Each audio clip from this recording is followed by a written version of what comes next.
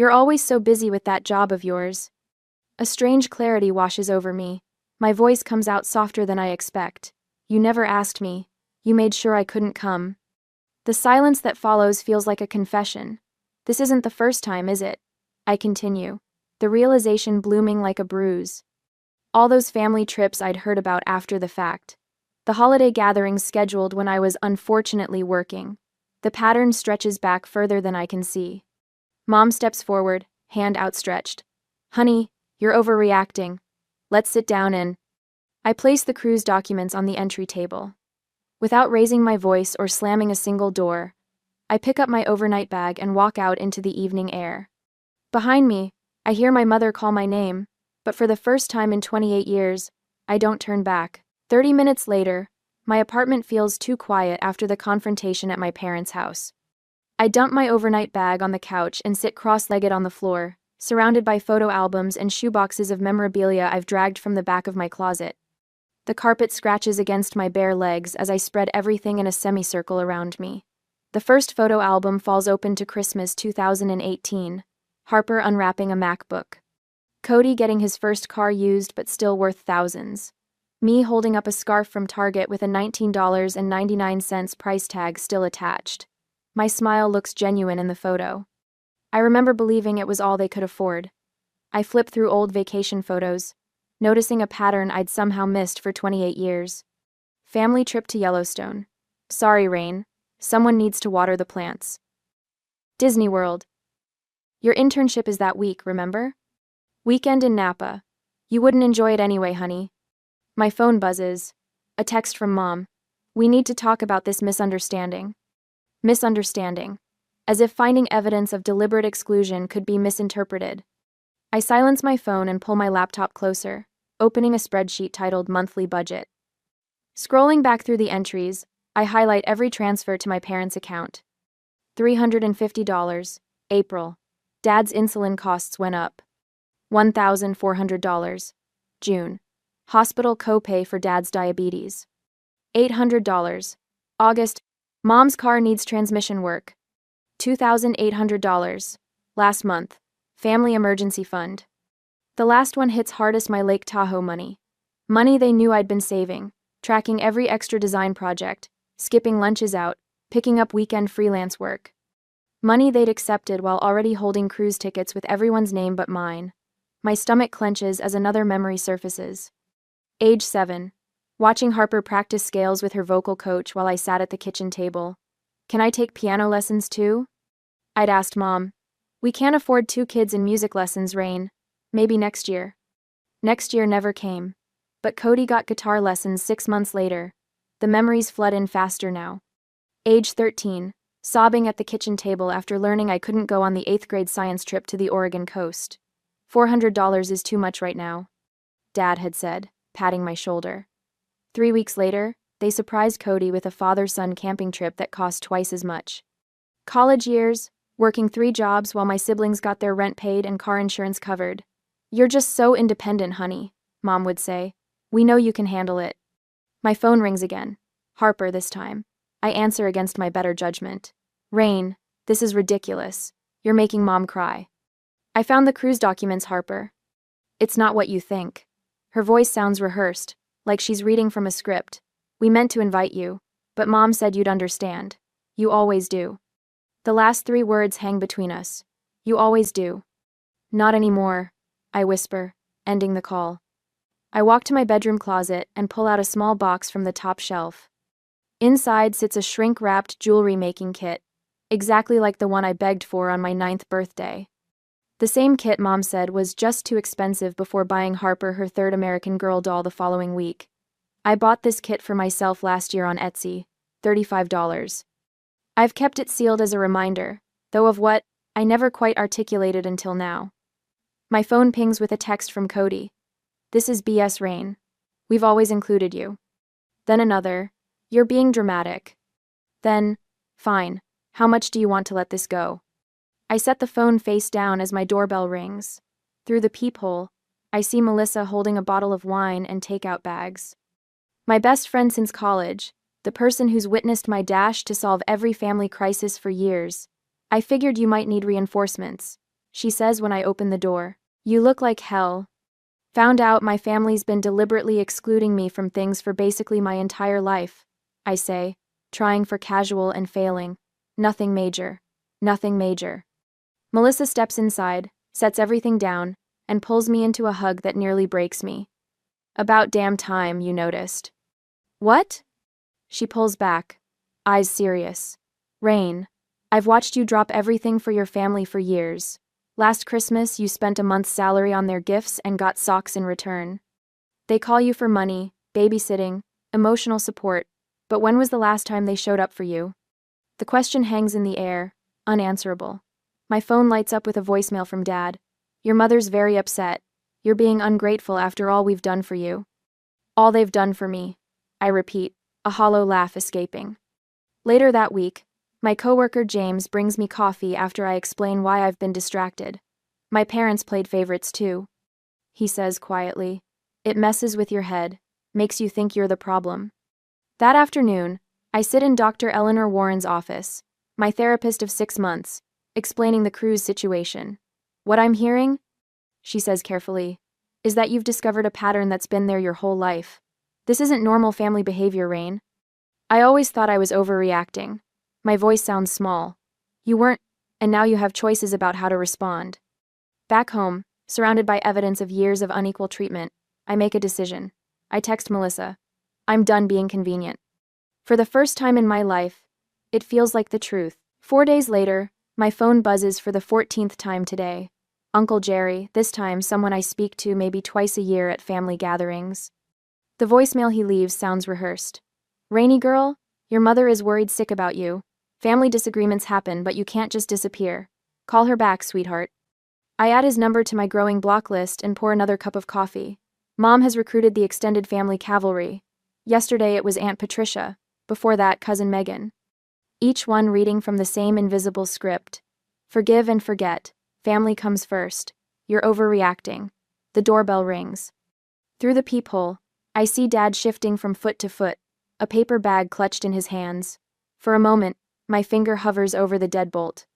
We haven't had a real conversation in years, just small talk about weather and his blood sugar levels. Now suddenly he wants to talk? I step back from the door. After 20 minutes, his car starts and pulls away.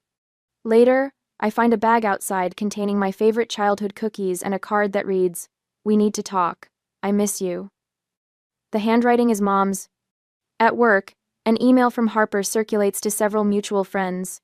So worried about Rain. She's been acting strange lately, refusing to see family, ignoring calls. If any of you hear from her, please let us know she's okay. We're concerned about her mental state. I forward it to Dr. Warren with the subject line, Exhibit C. Her response comes within an hour. This is called flying monkeys. Classic family system preservation tactic. When Cody appears in our office lobby on Thursday, Tara from reception texts me a warning. I grab my laptop and slip out the back entrance, but he's waiting in the parking lot, leaning against my car. You can't avoid me forever, he says, arms crossed over his chest. His face has the same righteous look he wore when we were kids, and he'd blame me for something he'd done. I'm not avoiding you. I'm refusing to see you. There's a difference. I keep my keys between my fingers, though I know I won't need them as a weapon. Cody's anger has always been loud but harmless. You're tearing this family apart, he says, voice rising. Mom barely sleeps. Dad keeps checking his phone. The kids keep asking where Aunt Rain is. A laugh escapes me before I can stop it. I'm tearing the family apart? I didn't plan a cruise without you. That was different, we thought. You thought what? That I wouldn't find out? That I'd keep giving you money forever while you all enjoyed vacations I paid for but wasn't invited to? His face reddens. It wasn't like that. We've been planning this cruise for 8 months, Mom thought. 8 months. The word hits me like a physical blow. I canceled my Lake Tahoe trip exactly 8 months ago. 8 months. I repeat, my voice steady despite the trembling in my chest. You planned this cruise while telling me to cancel my vacation because money was tight and the family needed my savings. Something shifts in his expression. A flicker of shame quickly replaced by defensiveness. You always help out. It's what you do. The parking lot around us blurs slightly as clarity washes over me. I was never really part of this family, was I? I was the backup plan, the safety net, the ATM. That's not fair. Thank you for watching. No, I agree, stepping around him to unlock my car. It wasn't. That evening, I call my cell provider and request a number change, effective immediately. The representative asks if I'm experiencing harassment. Family, I say simply. Say no more, she replies. The new number will be active within the hour. At the bank the next morning, I close the joint account my parents have had access to since college. The balance shows 17 withdrawals in the past year, none made by me. I transfer the remaining balance to my personal account and request a new card. When the invitation to Harper's anniversary party arrives, I write, "I'm unavailable" on the RSVP card and mail it back the same day. The invitation to the family, 4th of July picnic, receives the same response. I set up an email filter that automatically replies to family messages with, "Thank you for your email. I am currently unavailable. XCOM, explained at ADI." With each boundary, my breathing comes easier. That same night, the travel agency website glows on my laptop screen as I enter my credit card information. 1 round-trip ticket to Barcelona. Departure in a month. I've always wanted to see Gaudi's architecture. The confirmation page appears, and for the first time in months, I smile a real smile that reaches my eyes. I pull a cardboard box from under my bed. Inside are childhood photos, report cards my parents never displayed, participation ribbons from events they never attended. I slide the box onto the top shelf of my closet. Not thrown away, but no longer where I can see it every day. The next day, at the jewelry store downtown, I try on a silver pendant I've admired for years but always deemed too extravagant. The weight of it against my collarbone feels right. The sales associate wraps it in tissue paper, but I ask to wear it now. This purchase isn't revenge, doctor. Warren says during our Thursday session, noting the necklace, "This is reclamation. You're reclaiming resources that have always been yours to use." Next week, when my phone rings with an unfamiliar number, I almost ignore it, but something makes me answer. "Rain?" Harper's voice sounds panicked. "Thank God. Your number was disconnected and I had to call everyone to find you. The babysitter canceled and I'm still on the cruise. Can you take the kids tomorrow? It's an emergency." "I'm unavailable," I say, using the same words I've written on every RSVP card. But, "I'm unavailable," I repeat, and end the call. The next day, Melissa and I are sharing lunch when another unknown number appears. Cody this time, voice tight with stress. "My car broke down. The repair shop wants $800. Can you transfer it to my account? I'll pay you back next month." "I'm unavailable," I say, and hang up before he can respond. The final call comes 3 days later, while I'm booking a food tour in Barcelona. Mom's voice wavers between anger and panic. "The mortgage payment is due tomorrow and we're short. Your father's medical bills this month were higher than expected. We just need a little help, like you've always done." I watch a video of La Sagrada Familia while she speaks. The cathedral has been under construction for over a century, yet stands magnificent even in its incompletion. "I'm unavailable," I say. The silence on the other end stretches until I think she might have hung up. Then, in a small voice I've never heard before, she asks, "What are we supposed to do without you?" The question contains the truth they've never acknowledged. They need me far more than I need them.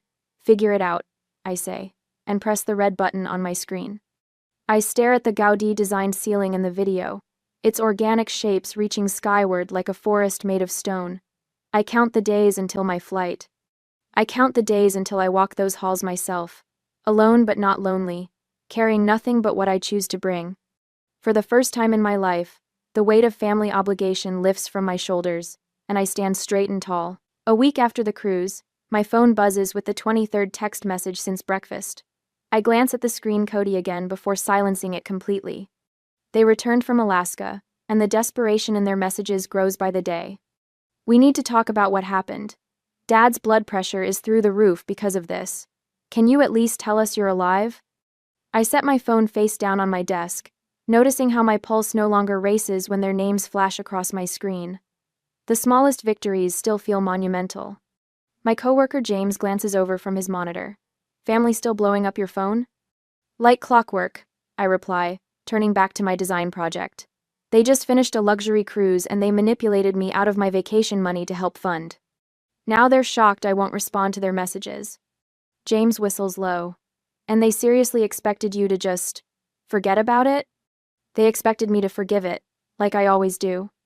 Later that evening, Melissa flops onto my couch with 2 glasses of wine. Harper called me today, said she's spending a fortune on professional childcare since you vanished. I accept the glass, feeling a twinge of something not guilt, but surprise at its absence. How terrible for her to pay for a service the rest of us have to pay for. She also mentioned your mom is planning some kind of family emergency to lure you back. My laugh comes so suddenly it startles us both. Of course she is. Emergency is her love language. The following morning, an unfamiliar number lights up my screen. Against better judgment, I answer. Rain? My Aunt Deb's voice trembles. Thank goodness. Your mother said you might be having a breakdown. She asked me to check if you're okay. The manipulation is so transparent it borders on comical. I'm fine, Aunt Deb. Better than I've been in years, actually. Oh. Confusion colors her voice. Then why aren't you returning anyone's calls? Your father tried that old guilt trick he used when you were little, you know, the one about teaching you to ride a bike? I smile, remembering the voicemail where he mentioned the bike lessons he never actually completed. How he pushed me down our steep driveway and walked away when I crashed, calling it learning independence. Meanwhile, Harper learned with his hand steady on her seat the entire time. Tell them I'm unavailable, I say simply. 4 days later, Harper's text arrives. The kids are devastated without Aunt Rain. Max cried himself to sleep asking for you. The same Max who sees me 3 times yearly at most. The same nephew who called me Rain Lady last Christmas because he'd forgotten my name. Cody's approach shifts from casual requests to barely contained fury. Mom and Dad might be walking on eggshells around you, but I'm not. Some sister you turned out to be. My car payment is due Monday. Uncle Pete's annual family barbecue arrives, the gathering I've never missed in 15 years. I send my regrets this year. My cousin Jamie calls the next day. It was the strangest thing. She says, your empty chair became this. Presents everyone kept glancing at. Aunt Susan made excuses about where you were until Uncle Pete asked straight out what happened. What did she say? She tried the Rain's just busy with work line, but then your dad mentioned something about a cruise. And Aunt Catherine asked why you weren't invited. Jamie's voice drops to a whisper. The whole place went silent. Catherine was furious, said she'd never exclude one of her kids like that. Others agreed. Your mom left early with a migraine. The image makes me smile as I glance around my apartment. The walls, once rental beige, now glow with the deep coral I've always loved but Mom called too attention-seeking. Abstract art I've chosen hangs where family photos once dominated. My promotion letter sits framed on my desk, the one I earned after finally having evenings free to work on the portfolio I'd postponed for years of family emergencies. My banking app pings. Another automatic savings deposit completed. Without the constant loans to my family, the numbers grow steadily each month. I've finally scheduled that trip to Spain. The confirmation sits in my inbox like a promise kept to myself. The doorbell rings on a Tuesday evening. Through the peephole, I see Mom standing there, her umbrella dripping, eyes red-rimmed. For a moment, my finger hovers over the lock, old habits rising like floodwater. I open the door but block the entrance. Rain, her voice breaks. Thank God. We've been so worried. I wait, saying nothing. We're going to lose the house. The words tumble between sobs. The second mortgage. Your father's medical bills. Please help us one last time. Her hand reaches for mine, familiar in its expectation of compliance. But something has shifted inside me, tectonic plates rearranging my inner landscape. If I were the one standing here, I ask quietly, jobless, broke, desperate, would you take me in? The question hangs between us. Mom's mouth opens, closes, opens again, but no sound emerges. Her silence answers more honestly than words ever could. I nod once, understanding completely. Then I gently close the door. 2 days later, after the terrible encounter with my mother, the hostess at Bellini's leads me to the back of the restaurant. My heart thuds against my ribs when I spot them. Mom, Dad, Harper, and Cody, all seated at my favorite corner booth beneath the stained glass window. The same booth where we celebrated my college graduation 6 years ago. The only family celebration that was ever about me. Right on time, Mom says, with a brittle smile that doesn't reach her eyes. Melissa squeezes my elbow before sliding into the booth beside me, her presence a silent declaration that I won't face this alone. The manila folder in my hands feels heavier than it should. Dad clears his throat. We appreciate you agreeing to meet with us, Rain. His voice carries the formal tone he reserves for bank managers and car salesmen. Though you could have come alone, Harper adds, glancing pointedly at Melissa. Cody leans forward, elbows on the table. We need to put this whole misunderstanding behind us. The family isn't the same without you. They take turns speaking, their words flowing with practiced precision. Dad reminds me how they paid for braces when I was 12 and bought me a used car for high school graduation. Mom dabs at invisible tears, her voice trembling as she recounts the sacrifices they've made for this family. Harper and Cody alternate between guilt trips and appeals to family loyalty, their words overlapping in a choreographed dance. I wait until they finish, my fingers tracing the edge of the folder. Their speeches hang in the air like stale perfume. May I speak now? My voice comes out steadier than I expected. 4 pairs of eyes blink in surprise. I've never asked permission to speak before. I open the folder and place a spreadsheet on the table. This is a record of every financial contribution I've made to this family over the past decade, totaling $37,842. I tap the bottom figure. That includes the $2,800 I gave you for Dad's medical bills the same week you paid for your Alaska cruise. Mom's hand flies to her throat. I'm not finished. For the first time in my life, I interrupt her. The restaurant seems to grow quieter around us. I lay down a timeline next, handwritten on graph paper. Here's a record of family vacations, holiday gatherings, and celebrations going back 15 years. The highlighted dates are events I wasn't invited to or was told were canceled due to money concerns. Yellow highlighter covers nearly half the page. And this, I continue, placing a photograph on the table, is the jewelry-making kit I begged for when I was 9. The one that was too expensive at $35. I bought it myself last year. I keep it sealed as a reminder. My voice doesn't rise, doesn't crack, yet somehow it fills the space between us, stronger than their rehearsed speeches and louder than their demands. Other diners have fallen silent. A waiter hovers nearby, unsure whether to approach. Mom stares at the papers, her makeup-perfect face draining of color. Dad shifts in his seat, tugging at his collar. Harper studies her hands. Only Cody meets my eyes, his expression hardening. So what? Dad suddenly slams his palm on the table, making silverware jump. We've always done everything for you. You've never appreciated everything we've sacrificed. The outburst draws stares from nearby tables. I feel Melissa tense beside me, but I remain calm. Then it should be easy. I say softly, to name 3 things you've done for me that you didn't do for Harper or Cody. Just 3. Just 3. The silence that follows stretches so long I can hear the kitchen staff calling orders. Dad opens his mouth, closes it. Mom's face crumples, not in the controlled way she uses to manipulate, but in genuine distress as realization dawns. A tear smudges her mascara, something I've never seen before. Harper's eyes widen as she glances between our parents, seeing their failure to answer what should be a simple question. Cody slumps back against the booth, the fight draining from him. I don't hate any of you, I say, gathering my documents back into the folder. But I can't keep pretending. If there's ever going to be a real relationship between us, things need to change. I pull out a final sheet of paper and place it in the center of the table. These are my terms: family therapy, at least 6 sessions before I'll consider attending any gatherings. Complete financial independence. No more loans or contributions either way.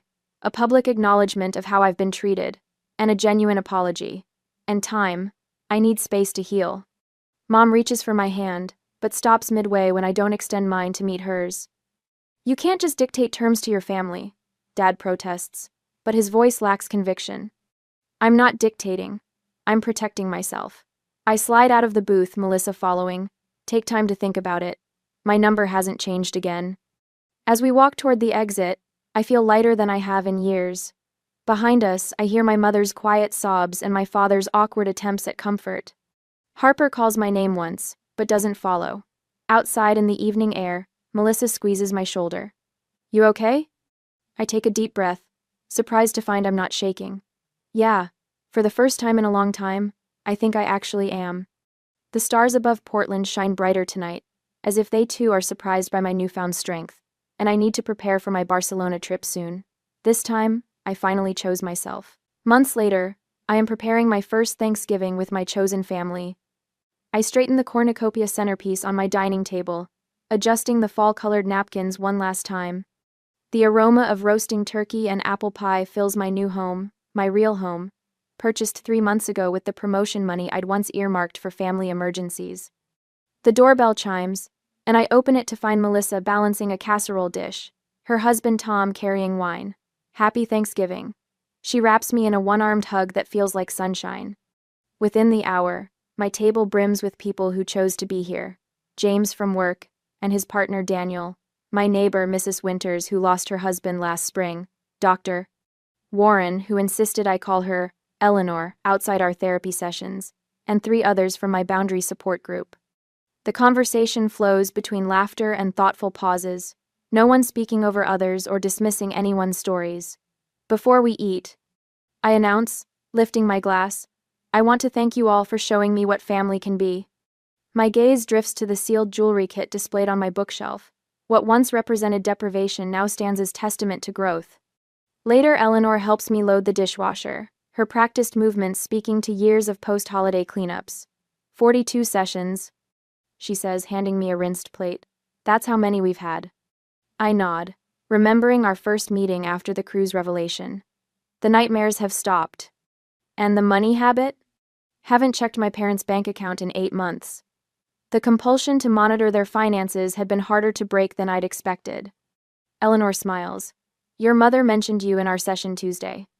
My mother started therapy 4 months after our confrontation at Gianni's restaurant. Harper joined her sessions occasionally, working through her own realization that she was recreating our family patterns with her children. She's trying, Eleanor continues. Your father still refuses to come. And Cody? 2 steps forward, 1 step back. Entitlement is a powerful drug. The doorbell interrupts us. James appears in the kitchen doorway holding an envelope. Mail carrier just delivered this. Said it needs a signature. The cream-colored envelope bears my mother's distinctive handwriting. Inside, I find an invitation to their 40th anniversary celebration next month. Unlike previous family events, this one includes a handwritten note. We would love to have you join us, but understand if you prefer not to. Please let us know what works for you. We miss you. Mom. No guilt, no assumptions, no demands. Progress, Eleanor murmurs beside me. 3 years ago, I would have immediately rearranged my schedule. Last year, I would have refused outright. Today, I set the invitation on my counter, deciding to consider it thoughtfully when I'm alone. Tuesday evenings now belong to the youth center where I volunteer, helping young adults navigate family dynamics similar to mine. Last week, a quiet 19-year-old named Ashley brought in a childhood toy her parents had repeatedly promised but never delivered. Buy it for yourself, I'd told her, then decide whether to keep it sealed as a reminder or open it as reclamation. This morning, I finally opened my jewelry kit. The turquoise beads caught the light as I strung them into a necklace, not perfect, but entirely mine. My guests depart with warm hugs and leftovers in containers they'll actually return. The house quiets. I stand by my living room window, fingering my handmade necklace while watching the sunset paint the sky in colors that promise tomorrow. For the first time in 29 years, I look forward rather than back.